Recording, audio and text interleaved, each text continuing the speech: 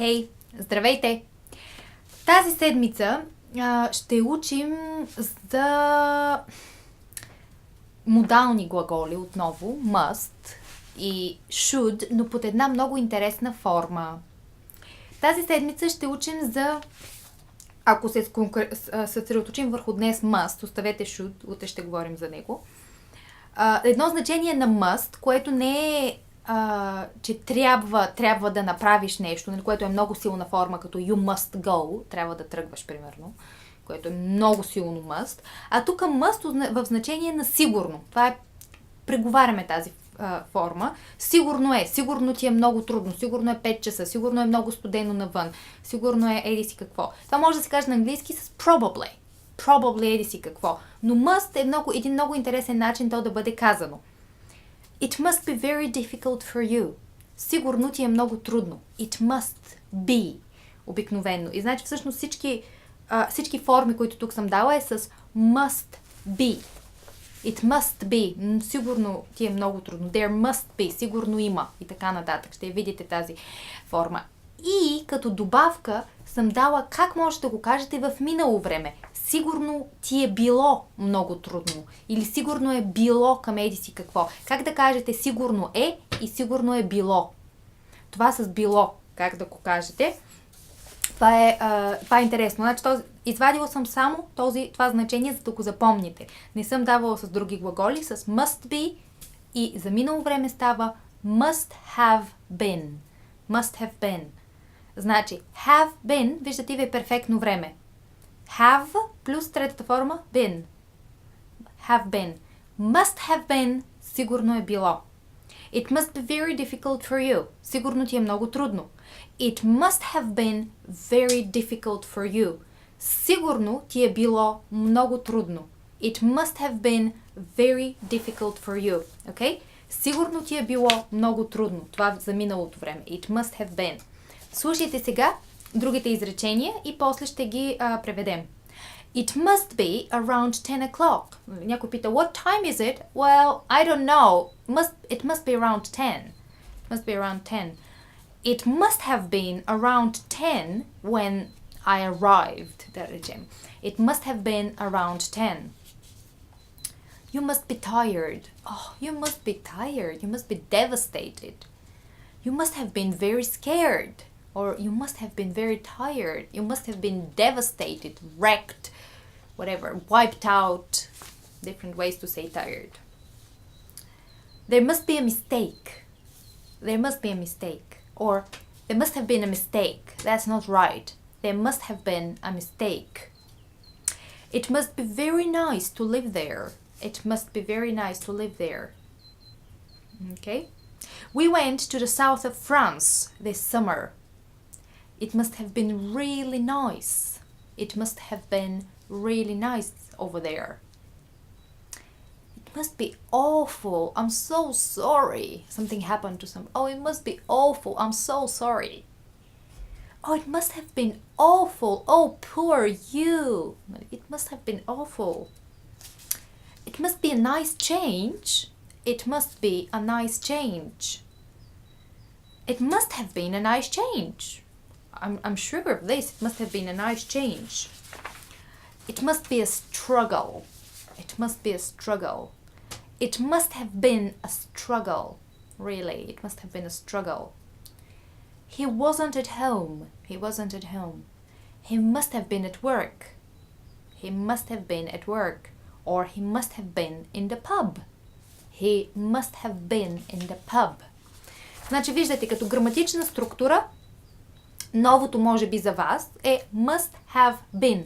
Трябва да е бил, или трябва да е било, или тя трябва да е била. По този начин се казва. Трябва да е бил. На английски няма to, няма не знам. Must have been. Не, че не може да кажете he probably was. Сигурно е така. He probably was. С probably. He probably was. Но другия вариант must have been. Значи, трябва да... Някой пита, колко е часа? It must be around 10 o'clock. Трябва да е около 10, нали? Нямам часовник, но трябва да е около 10 часа. Сигурно е около 10. По този начин.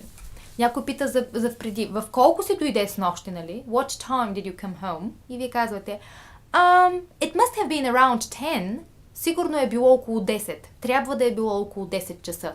Когато говорите за миналото и изказвате предположение, колко часа може да е било. Нали, на български може да го предадем по два начина. Сигурно е било, трябва да е било. Трябва да е било около 10. Де да знам. It must have been around 10. You must be tired. Сигурно си изморена, нали? Виждате някой, дошъл си от работа, целият такъв едва гледа, нали? You must be tired. За преди някой ви разказва, вчера, нали, цял ден работих до вечерта, до 12 часа работих, не бях спирал.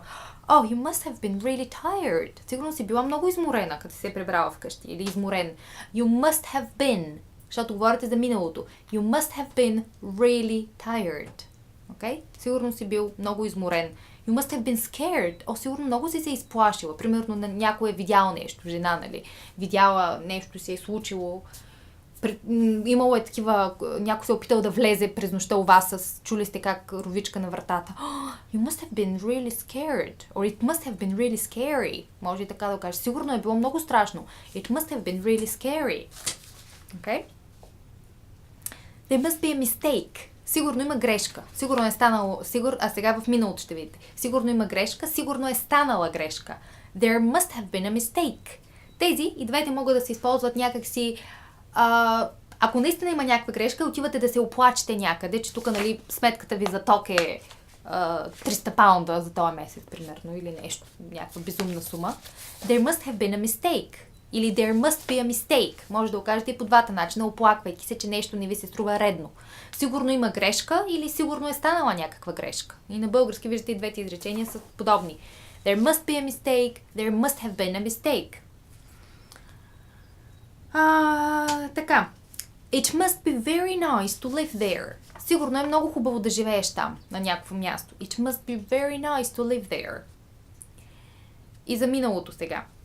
We went to the south of France this summer. Отидохме в Южна Франция това лято. И другия казва, it must have been really nice. Сигурно е било много хубаво. Някой ви казва, че е бил някъде на почивка на някакво хубаво място и вие, ако искате да отреагирате, нали, да кажете нещо по въпроса, oh, it must have been really nice. Сигурно е било много хубаво, нали? Така. It must be awful. Някой ви се оплаква, нещо му се е случва, нали? Има някакъв проблем. Oh, I'm sorry, it must be awful. Сигурно е ужасно, нали? А за миналото, ако нещо му се е случило вчера, миналия ден разказва, нали, какви перипетии е преживял. It must have been awful. Нали? Сигурно е било ужасно. It must have been awful. Okay? It must be a nice change. Сигурно е хубава промяна. Нали? Някой разказва, че нещо му се е случило различно. Нали? Случва му се различно. It must be a nice change. Сигурно е хубава промяна. It must have been a nice change. Трябва да е била хубава промяна, нали? Хубаво е било да смениш обстановката. Сигурно е било хубаво да смениш обстановката. Може би така казваме на български. Да смениш обстановката, да смениш дейността. Зависи дали говорим за работа или, примерно... по принцип, нали, по цял ден работя на компютъра, обаче вчера отидох и работих в градината. Цял ден, нали, си копах в градината и казвам, it must have been a nice change. Сигурно, нали, е било приятно да смениш дейността. It must be a struggle. Това се използва доста, това думичката struggle, като борба. Но на български го превеждаме, сигурно ти е много трудно. It must be a struggle.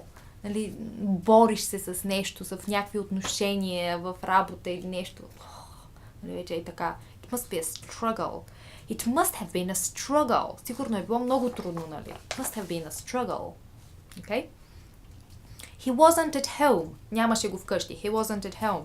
He must have been at work. Сигурно е бил на работа. Or he must have been in the pub. Сигурно е бил в кръчмата. He must have been in the pub. Това е. Това са ви изреченията. Хайде сега да изтестваме. Да видим какво сте запомнили.